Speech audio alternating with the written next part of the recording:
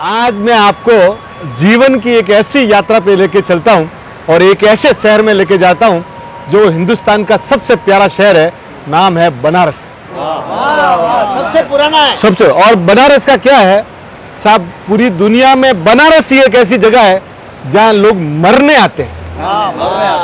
आप सोचिए, कई सैकड़ों किलोमीटर दूर से है ना, वहाँ लोग आते हैं। वहाँ मणिकर्णिका घाट करके एक बहुत बड़ी जगह भी है। उस घाट पे वो 24 आवर्स चिताएं जलती रहती है। और मैं कहानी में ट्विस्ट है कि मैं आपको लेके चलता हूँ काशी लाभ मुक्ति भवन, एक डालमिया जी का बनाया हुआ है। वो उसमें क्या है कि जिनको भी मौत आने की संभावना लगती है ना, वो टाइमर जैसे ऑन है। 15 दिन के लिए वहाँ रूम दी जाती है। आप वहाँ आके 15 दिन ठहरो, उसके बाद हो तो या तो विनती कर लो, फिर या अगर स्वस्थ दिखते तो आपको गांव भेज देते हैं। पर जिनको लगता है कि अभी मैं रहने वाला नहीं हूं, वो सब वहां पे काशी मरणम के लिए बोलते हैं, सूरत जीवन काशी मरणम। तो वो काशी के लिए वहां आते हैं। अब वहां आते हैं तो आप सोचिए कि जब पूरी की पूरी एक जर्नलिस्ट को सोचा कि भाई जाने वाले के मन में विचार क्या है। वो 7 दिन वहां रहा और जो भी यात्रा में जा रहे हैं उनसे पूछा। वहां पे 45 साल से एक मैनेजर है भैरवनाथ शुक्ला। उनको पूछा गया कि जाने वाले का मन में क्या क्या बातें होती है। उन्होंने अपने जीवन काल में 12,000 लोगों को जाते हुए देखा। 12,000 पीपल, 12,000। तो उनको पूछा गया कि जाने वाले के मन में क्या क्या बातें होती है। तो उसने लगभग 12 पॉइंट बताया, पर एक पॉइंट है ना 12,000 लोगों में कॉमन था।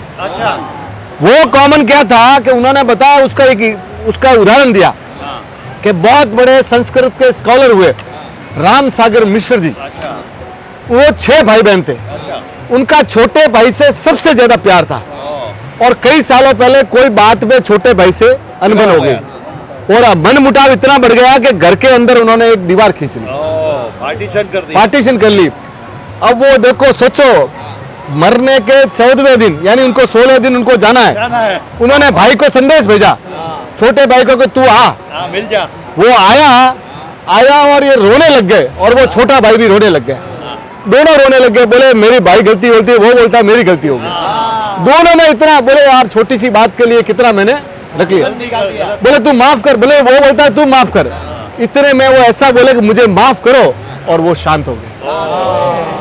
आप सोचो, जो जीवन में है ना सर, अपने जीवन में हम लोग है ना बहुत सारी शिकायतें, बहुत सारी गलतफहमियां, बहुत सारी दुश्मनियां इतनी पाल लेते हैं कि जब अंत समय आता है ना, तब अपने को लगता है ये सब नहीं करनी थी, ये सब नहीं करना था।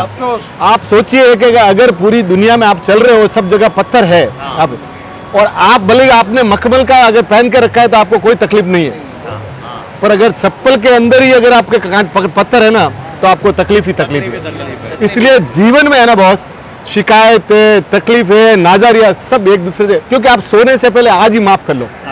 क्योंकि जीवन भर ये बोझ लेके जाते हैं ना, तो बीपी डायबिटीज का मेन घर यही है, मेन घर यही है। तो जीवन में सर आप आए हैं ना, आप जीवन में जहां भी है माफ करते रहिए और चलते रहिए। क्योंकि 2 चीज है कि जिंदगी, आप आज जिंदा हो, और गलत बात यह है कि कल का भरोसा नहीं। इसलिए माफ करते रहिए और दिल से माफी मांगते रहिए। और फर्क हमारे जैनों में बोलते हैं ना, मिच्छामि दुक्कडम। आप एक दूसरे को फर्गिव कीजिए और माफ कीजिए। जीवन साफ बड़ा दिल रखिए और सबसे माफी मांगिए और सबको माफ करिए। फर्गिव एंड मिच्छामि दुक्कडम, मिच्छामि दुक्कडम।